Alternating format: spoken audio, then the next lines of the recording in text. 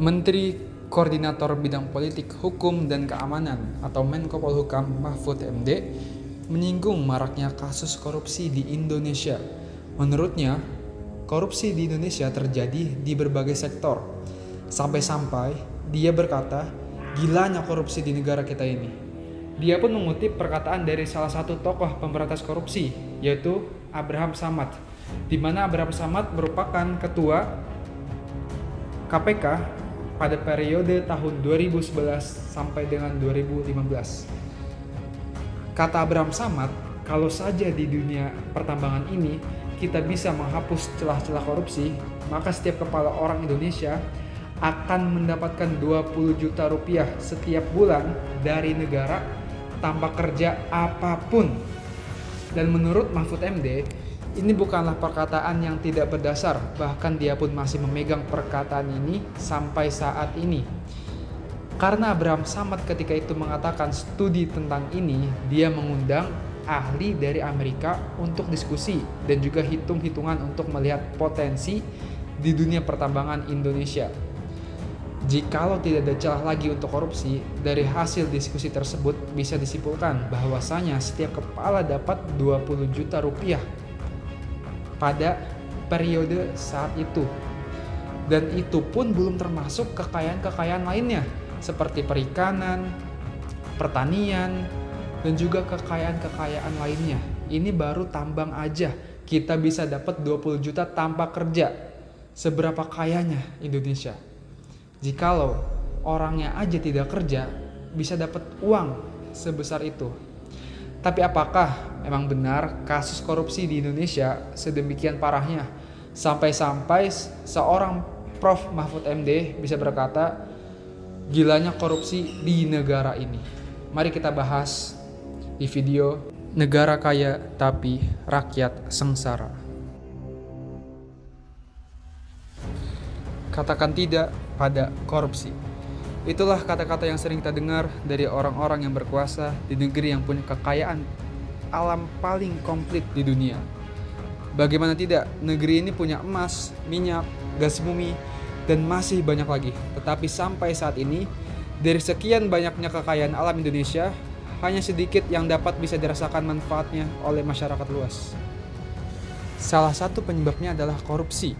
Bahkan dari kutipan kompas.com, Indonesia Corruption Watch atau ICW mencatat ada 791 kasus korupsi di Indonesia sepanjang tahun 2023. Jumlah tersangkanya bahkan sampai mencapai 1.695 orang, di mana salah satu peneliti ICW mengatakan peningkatan yang terjadi sangat signifikan ketimbang tahun-tahun sebelumnya. Tercatat, dalam 5 tahun terakhir selalu ada peningkatan kasus korupsi di Indonesia ini. Hal yang bisa dikatakan sangat miris, di mana jika mengingat peningkatan ini justru terjadi saat Indonesia sedang berada dalam tahun krisis. Maka tidaklah berlebihan jika seorang Abraham Samad mengatakan kalau saja di dunia pertambangan ini kita bisa menghapus celah-celah korupsi, maka setiap kepala orang Indonesia akan mendapatkan 20 juta rupiah setiap bulannya dari negara tanpa perlu kerja apapun. Karena seperti yang kita ketahui, juga ada kasus korupsi pertambangan nikel menjerat beberapa orang terkenal di Indonesia yang mengakibatkan kerugian perekonomian negara hingga 271 triliun. Uang yang seharusnya bisa dimanfaatkan untuk kesejahteraan rakyat malah habis untuk menanggulangi kerugian yang disebabkan oleh korupsi timah. Lalu, apa yang bisa dilakukan oleh kita rakyat biasa agar bisa punya andil untuk memberantas korupsi yang terjadi di Indonesia? Tentu saja, salah satu solusinya adalah dengan cara memilih pemimpin yang berintegritas baik dan punya track record yang bagus. Jangan sampai kita memilih pemimpin hanya karena serangan fajar maupun gimmick-gimmick yang sebenarnya tidak berguna sama sekali untuk kepemimpinan. Kebetulan, karena sebentar lagi akan ada pemilihan calon-calon pemimpin daerah baru, ada baiknya kita lebih bijak dalam melakukan pemilihan tersebut. Karena siapapun yang akan memimpin nantinya, dialah yang punya andil paling besar untuk membawa kita ke dalam kebahagiaan ataupun jurang kesengsaraan. Tapi sekali lagi saya tegaskan, pada akhirnya Pemimpin tersebut kitalah yang memilih, kitalah yang memutuskan, kitalah yang membuat dia memiliki mandat sebagai pemimpin daerah. Maka jika bukan kita yang memutus rantai korupsi, siapa lagi? Lalu untuk menutup, ada sepenggal puisi dari Muhammad Fathul Arifin untuk Indonesia kita bersama. Benarkah kita sudah merdeka? Merdeka dari tikaman gratifikasi kolusi bertebaran. Merdeka dari kesuburan kecurangan kewenangan. Merdeka dari jahatnya persengkongkolan. Atau ya, benarkah mungkin kita sudah mati?